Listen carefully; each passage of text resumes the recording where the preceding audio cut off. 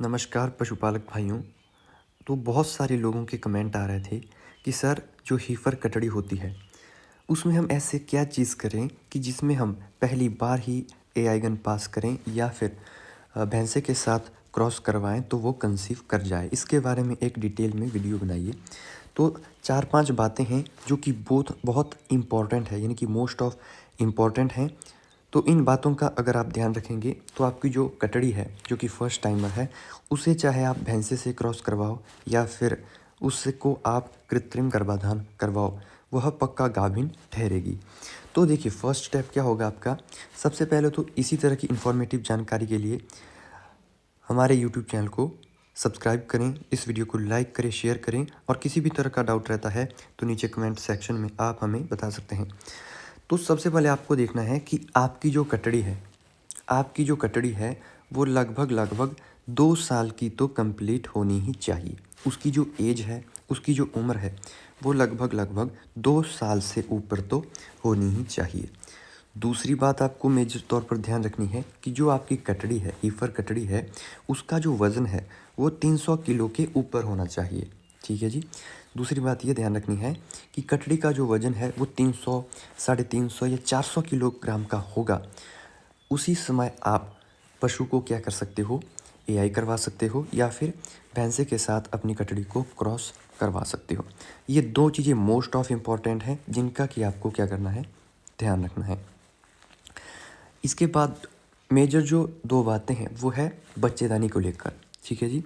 देखिए आपको ये भी पता होना चाहिए, बाहर से तो आपकी कटड़ी देखने में भरपूर है, उसका बॉडी वेट मान लीजिए हो गया 300 किलो का, साथ ही साथ 2 साल भी कंप्लीट हो चुके हैं। लेकिन तीसरी इंपॉर्टेंट बात आती है बच्चेदानी की, कि उसकी बच्चेदानी की डेवलपमेंट कैसी है। देखिए अगर बच्चेदानी वीक होगी, कई बार क्या होता है कि बाहर से जो कटड़ी होगी वो देखने को बिल्कुल भरपूर होगी, लेकिन उसके इंटरनल जो ऑर्गन होते हैं, यानी अंदर के जो ऑर्गन होते हैं वो बहुत ज़्यादा वीक होते हैं।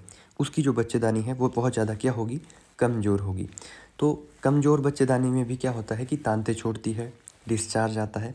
अगर आप ये सोचेंगे कि बच्चेदानी बिल्कुल सही है तो ऐसा नहीं है। तो एक बार क्या करना है आपने, पशु चिकित्सक से अपनी हीफर कटड़ी की जो बच्चेदानी है उसको भी चेकआउट करवाना है।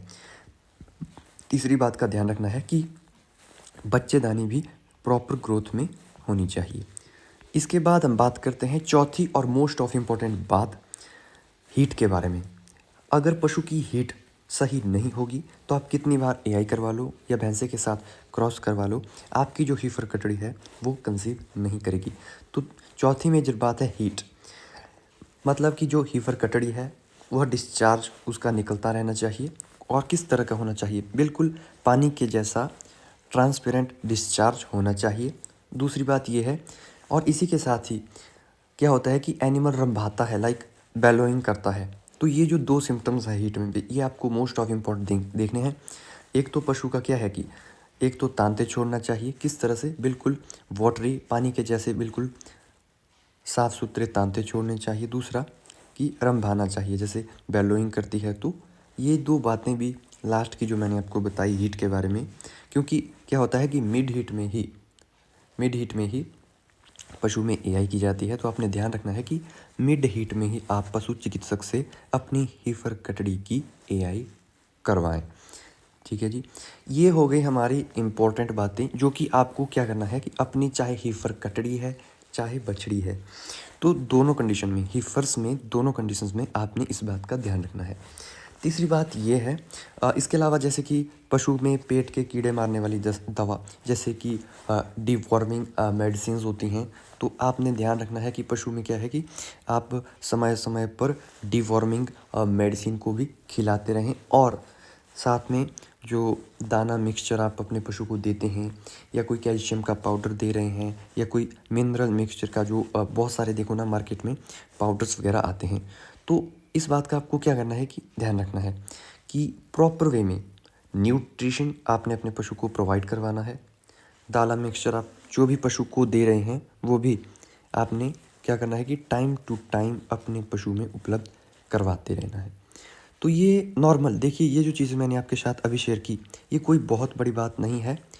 ये सारी की सारी नॉर्मल बातें हैं जो कि हर एक पशु चिकित्सक को ध्यान में रखनी है।